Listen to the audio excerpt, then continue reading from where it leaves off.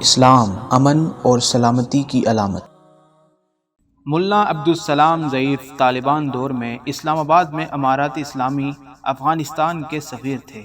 وہ طالبان حکومت کے سقوط تک اس عہدے پر فائز رہے۔ ملا ضعیف نے اپنے دور سفارت خصوصاً 9/11 کے بعد امریکی اور یورپی میڈیا کا جرأت و بہادری کے ساتھ مقابلہ کر کے سفارت کا صحیح حق ادا کیا، جو کہ تاریخ کا ایک روشن باب ہے۔ 21ویں صدی کے ترقی یافتہ دور میں بھی پوری دنیا کے عوام نے ملا ضعیف کو اپنے ملک و مذہب کا بے باکی اور عزم و ہمت کے ساتھ دفاع کرنے پر خراج تحسین پیش کیا ہے۔ دنیا کے طاقتور ترین ملک امریکہ کی آنکھوں میں آنکھیں ڈال کر بات کرنے پر انہیں سلام پیش کیا۔ طالبان حکومت کے سقوط کے بعد پاکستانی حکام نے ان کو امریکہ کے خونخوار پنجوں میں دیا، تو یہ اقدام ان کے لیے حیران کن اور انوکھا نہیں تھا۔ ملا ضعیف 3 سال اور 10 مہینے تک گوانتانامو بے اور افغانستان کے عقوبت خانوں میں اپنے سینے پر وقت کے جابروں کے ظلم و ستم سہتے رہے۔ اس عذاب سے رہائی کے بعد ان کی دل دہلانے والی داستان کتابی صورت میں منظر عام پر آئی ہے۔ پشتو زبان میں تحریر کی گئی اس کتاب میں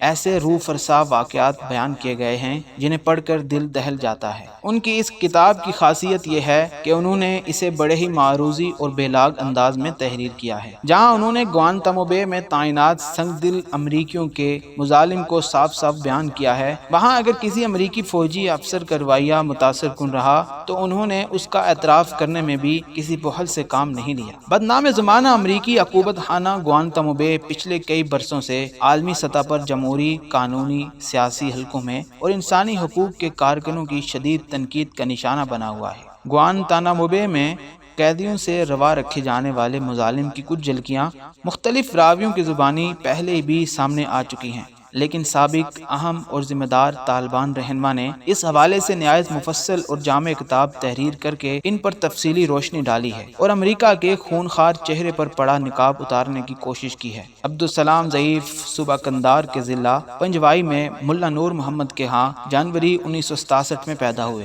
ابھی عمر عزیز کی صرف 2 ہی بہاریں دیکھی تھی کہ ماں کے ممتا سے محروم ہو گئے۔ ماں کی رلحت کے بعد والد نے ان کی تعلیم و تربیت پر بھرپور توجہ دی۔ ابتدائی مذہبی تعلیم والد ہی سے حاصل کی۔ ابھی ان کی عمر 9 سال کی تھی کہ 1976 میں سایہ پدری سے بھی محروم ہو گئے۔ مزید تعلیم اپنے بڑے بھائی اور کچھ مقامی اسکول میں حاصل کی اور 1978 میں افغانستان پر افتاد آ پڑی تو خاندان کے دیگر افراد کے ساتھ ان کو بھی پاکستان میں آنا پڑا۔ یہاں 9ویں جماعت تک تعلیم حاصل کی۔ وطن کی محبت نے ان کو چین سے رہنے نہ دیا اور کم سنی میں ہی ان کے اندر جہاد کا جذبہ پیدا ہو گیا۔ حضرت نے اپنے والد کے قریبی دوست ملا محمد صادق کے ساتھ ضلع پنجوائی میں صدقیہ تحریر کے بینر تلے جہاد شروع کیا۔ جہاد کے ساتھ علم کے مزید موتی سمیٹنے کا سلسلہ بھی جاری رکھا۔ صدقیہ تحریک میں فعال کردار ادا کرنے پر ان کو اس تحریک میں اہم ذمہ داریاں سونپ دی گئیں۔ افغانستان میں مجاہدین کی کامیابی تک وہ مذکورہ تحریک کے لیے بطور رہنما اور مدرس خدمات انجام دیتے رہے۔ ان کے بعد حصول علم کا ادھورا سلسلہ مکمل کرنے کی غرض سے پشاور آئے۔ یہاں دورۂ حدیث کے علاوہ انگریزی اور عربی زبانوں پر مکمل عبور حاصل کیا۔ تحریک طالبان کے آغاز سے لے کر اب تک وہ اس سے وابستہ ہیں۔ طالبان نے صوبہ ہرات کو فتح کیا تو ان کو یہاں کے مرکزی بینک کے انچارج کے طور پر مقرر کر دیا گیا۔ 15 ماہ تک اپنی ذمہ داریاں احسن طریقے سے ادا کرنے کے بعد وزیر دفاع مقرر کر لیے گئے۔ وزارت کا قلمدان سنبھالنے سے کچھ ماہ بعد مستعفی ہو گئے۔ ان کے بعد وزیر ٹرانسپورٹ بھی رہے۔ 2001 میں اسلام آباد میں افغانستان کے سفیر مقرر کیے گئے۔ ان کو امریکیوں کے حوالے کر دیا اور 3 سال 10 مہینوں تک افغانستان اور امریکہ کی جیلوں میں سخت ترین ذہنی اور جسمانی تکالیف برداشت کرتے رہے۔ 11 ستمبر 2005 کو امریکہ نے ان کو موجودہ افغانستان کے حوالے کر دیا۔ آج کل افغان دارالحکومت کابل میں مقیم ہیں۔ ملا ضعیف نے کتاب کیا لکھی، اپنی رویداد غم بیان کی ہے۔ اگرچہ یہ کتاب ادب کا کوئی شہ پارہ نہیں ہے، جیسا کہ خود بتاتے ہیں کہ اپنے پیش لفظ لکھ دیا ہے، لیکن یہ واضح رہے کہ وقت کی ظالم و جابر اور انسانیت دشمن طاقتوں کی انسان کش تاریخ کا ایک باب محفوظ کر دیا گیا ہے تاکہ آنے والی نسلیں اس سے درس سے عبرت حاصل کریں، اور یہ بات ہمیشہ ان کے ذہن نشین رہی کہ وحی الہی کے انکار پر مبنی نظام تعلیم کے پروردوں کو سرمایہ دارانہ نظام کے محافظوں، صہیونیت کے سپاہیوں اور تہذیب جدید کے علمبرداروں کا حقیقی چہرہ کیسا ہے، ان کے انسان دوستی، جمہوریت، احترام مذاہب، امن و امان، انسانی حقوق اور مساوات کے نعرے محض محض لوگوں کو آنکھوں میں دھول جھونکنے کے لیے ہیں۔ خصوصاً 9/11 کے بعد صدر بش نے صلیبی جنگوں کا آغاز کرنے کا اعلان کیا اور اقدامات افغانستان پر ننگی جارحیت اور عراق کے عوام پر آتش و آہن کی بارش کر کے انہیں خاک و خون میں تڑپانے اور افغانستان اور عراق کی عوام کے ساتھ گوانتانامو بے میں اور ابو غریب کے جلاد خانے آباد کرنے کے بعد پوری دنیا کے باشعور عوام اس حقیقت تک پہنچ چکے ہیں کہ اصل انتہا پسند،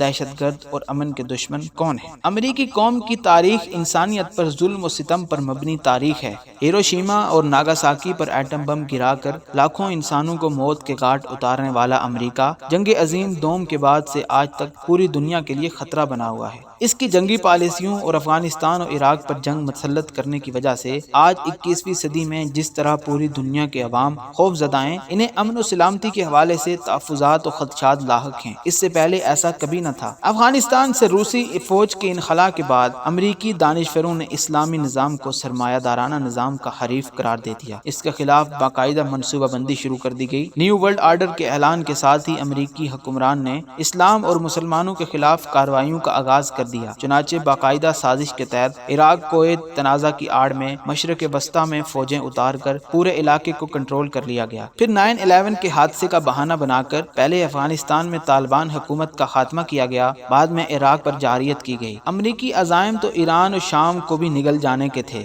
لیکن افغانستان میں طالبان اور عراق میں مجاہدین نے امریکی اتحادی فوجیوں کے تابوتوں کی لائن لگا کر امریکی سورماؤں کو یہیں روکے رکھا، ورنہ قندھار بغداد کی طرح آج تہران اور دمشق بھی جل رہے ہوتے۔ دین اسلام ایک کامل و مکمل نظام حیات ہے جو زندگی کے تمام شعبوں کو محیط ہے۔ یہ اللہ تعالیٰ کا عطا کردہ وہ آخری ضابطۂ حیات ہے جس پر عمل درآمد کر کے ہی قیامت آنے والے انسان دنیا و آخرت میں کامیابی حاصل کر سکتے ہیں۔ چنانچہ یہ نظام حیات، جسے نظام خلافت سے تعبیر کیا جاتا ہے، زمانہ رسالت سے لے کر آخری اسلامی سلطنت خلافت عثمانیہ کے سقوط تک نافذ العمل رہا ہے اور مسلمانوں سمیت پوری انسانیت اس کے نتائج و ثمرات سے مستفید ہوتی رہی ہے۔ یورپ کے لیے اسلامی نظام خلافت کی حامل اور پوری دنیا سے مسلمانوں کے اتحاد و اتفاق اور امید کا مرکز عثمانی خلافت قابل برداشت نہ تھی۔ 8 صدیوں تک یورپ پر اپنا سکہ جمائے رکھنے والی عثمانی خلافت مسلمانوں کے ایمان و عمل میں کمزوری اور اپنوں کی غداری اور اغیار کی سازشوں کی وجہ سے سقوط کا شکار ہوئی۔ اہل یورپ نے خصوصاً اشتراکیت کے خاتمے کے بعد میڈیا کے زور پر خوب پروپیگنڈا کیا کہ اسلامی نظام موجودہ ترقی یافتہ دور میں ناقابل عمل ہے اور سرمایہ دارانہ نظام ہی واحد کامیاب نظام ہے۔ طالبان نے افغانستان کے بیشتر علاقوں پر کنٹرول حاصل کر کے اسلامی قوانین کے نفاذ کا اعلان کیا تو امریکہ اور یورپ کی تشویش لاحق ہوئی۔ پھر جب کابل فتح ہوا اور پورے ملک میں امن و امان کا قیام اور جرائم کا خاتمہ ہو گیا تو سرمایہ دارانہ نظام کے محافظوں کو یہ فکر لاحق ہو گئی کہ اگر یہ نظام کامیاب ہو جاتا ہے اور دنیا سے اپنی آنکھوں سے کامیاب ہوتا دیکھ کر اسے قابل تقلید تصور کرتی ہے اور اسے اپنے ہاں درآمد کرتی ہے تو پھر انسانیت کش سرمایہ دارانہ نظام تو بساط ہی لپیٹ دی جائے گی۔ لہٰذا انہوں نے امارات اسلامی کو ختم کرنے کا منصوبہ بنایا اور آخرکار اپنی عسکری ٹیکنالوجی کی ترقی کے بل بوتے پر اور اپنے اتحادیوں کے تعاون سے اسے ختم کرنے میں کامیاب ہوئے۔